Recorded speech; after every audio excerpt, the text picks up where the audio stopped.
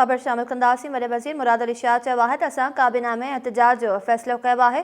इरसा जो मक़सद ई इहो हो त उन में वफ़ाक़ जो को असर न हुजे। अव्हांखे ॿुधाइनि पिया वॾे वज़ीर चयो आहे त निगरान हुकूमत में हिकु ऑर्डिनेंस आंदो वियो हो जंहिंमें तरमीम कई वई त वफ़ाक़ जो हिकु नुमाइंदो इरसा जो मेंबर हूंदो।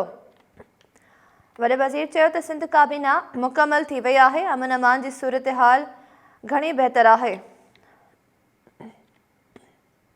PMLN के ताल्लुकात बहुत ख़राब थे। सदर जरदारी मुल्क से बाहर थे, तो मैंने उस वक्त सदर जरदारी से चीफ मिनिस्टर का ओथ लेने के बाद पूछा कि मैं किस तरीके से काम करूं वफाकी हुकूमत से। तो उन्होंने कहा नहीं भाई, तुमने तो काम करना है उनके साथ, तुम इमीडिएटली प्राइम मिनिस्टर से टाइम लो और सिंध के लोगों की बेहतरी के लिए काम करो। मैं उम्मीद करता हूं कि अली अमीन गंडापुर साहब भी एक ऐसे माहौल में जाएंगे जहाँ पे कोई ऐसी बात ना हो कि इख्तलाफात और बढ़े। हाँ, अपने हक़ के लिए मैं अली अमीन गंडापुर साहब को भी कहूँगा, अपने लोगों के लिए, वो किसी पर्सनल नहीं, मैं ये नहीं कह रहा।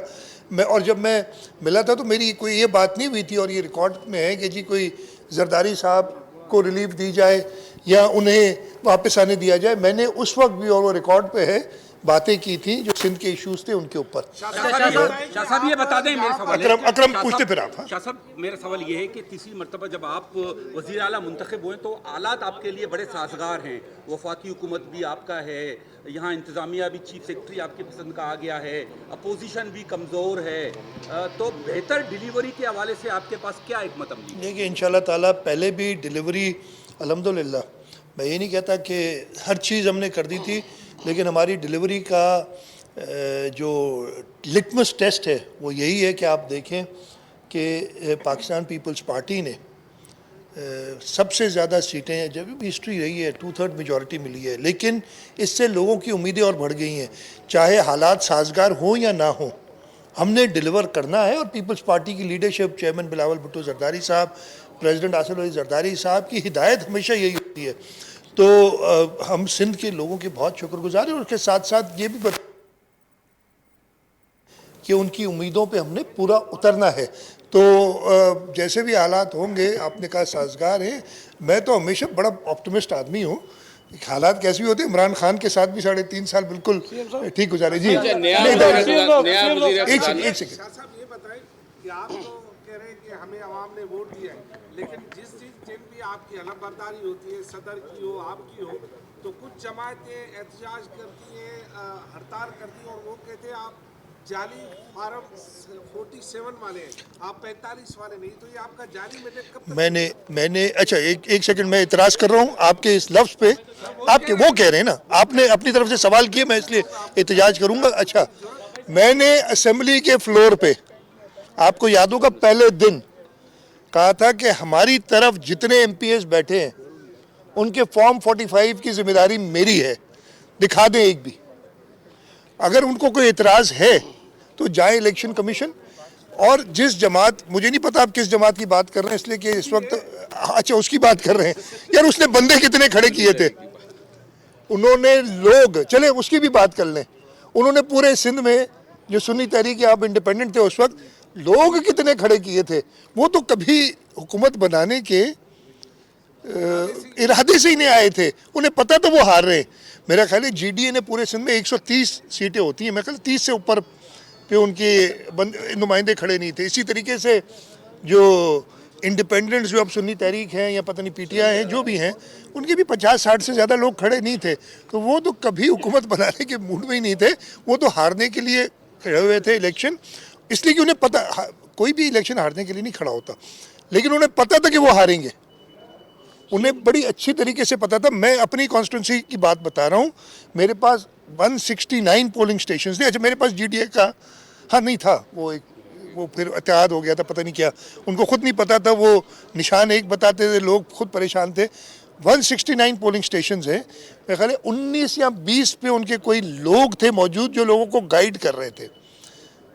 150 के करीब पोलिंग स्टेशंस पे उनका बंदा ही मौजूद नहीं था, और अब वो कह रहे हैं फॉर्म 45, जो भी कह रहे हैं। तो ये आप लोग मुझसे बेहतर जानते हैं कि, एक सेकंड यार मैं ख़त्म करूं, कि सिंध के लोगों ने पाकिस्तान पीपल्स पार्टी को ओवरवेलमिंगली सपोर्ट की है।